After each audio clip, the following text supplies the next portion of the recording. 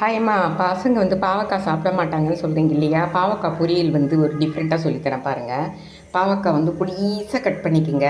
நம்ம செய்கிறதுக்கு முன்னாடியே ஒரு அரை மணி நேரம் முன்னாடி தண்ணியில் கல் உப்பு போட்டுட்டு அதில் போட்டுருங்க. மஞ்சத்தூள் கொஞ்சம் போட்டுருங்க. இதை நல்லா கையில் இந்த மாதிரி பிணைஞ்சி வச்சுருங்க. ஓகேவா?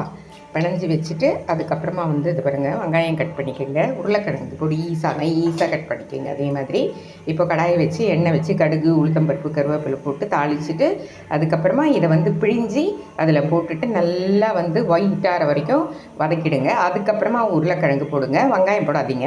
உருளைக்கிழங்கு போட்டு அது பாதி ஆனதுக்கப்புறமா வெங்காயம் போடணும். ஏன்னா வெங்காயம் முதல்லே போட்டோன்னா தீஞ்சு போயிடும்.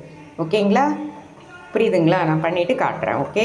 அதுக்கப்புறமா அது வெந்ததுக்கப்புறமா மிளகாத்தூள் கொஞ்சமாக லைட்டாக போட்டுட்டு அதுக்கப்புறம் அதுக்கு மேலே வடிச்சக்கடலை தூள் போட்டோன்னா செம்ம டேஸ்ட்டாக இருக்கும் பாவக்காய் பொரியல். ஹாய்ம்மா. அதை பாருங்கடா, எப்படி பாவக்காய் எப்படி ஃப்ரை பண்ணுறேன்னு. அதை பாருங்கள், எப்படி ரெட்டிஷ் ஆகிடுச்சுல்ல.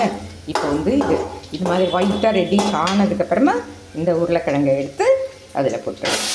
ஓகேவா? ஏன்னா வெங்காயம் போட்டோம்னா வெங்காயம் பெருப்பாக போயிடும்டா. இது ரொம்ப நேரம் ஆகும் கொஞ்சம் ஃப்ரை ஆகிறதுக்கு, அதனால். ஓகே. இது பாருங்கடா, கொஞ்சம் நல்லா கொஞ்சம் நல்லா வெந்ததுக்கப்புறமா கொஞ்சமாக லைட்டாக, ஏன்னா வெங்காயம் அப்புறமா போடணும். ஒன்று ஒன்றா போட்டோன்னா அது எல்லாமே சூப்பராக இருக்கும். ஓகேவா?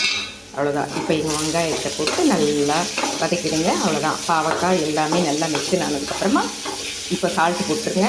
அவ்வளோதான். அதுக்கப்புறம் மிளகாத்தூள் கழிச்சிட்டு இறக்கிடுங்க. பாருங்கடா, உருளைக்கிழங்கு பாவக்காய் மிக்ஸ்னு ஆகிடுச்சு. பார்த்தீங்களா? நம்ம பாதியில் வெங்காயம் போட்டேன். வெங்காயம் ஏதாச்சும் கண்ணுக்கு தெரியுதா? பார்த்தீங்களா?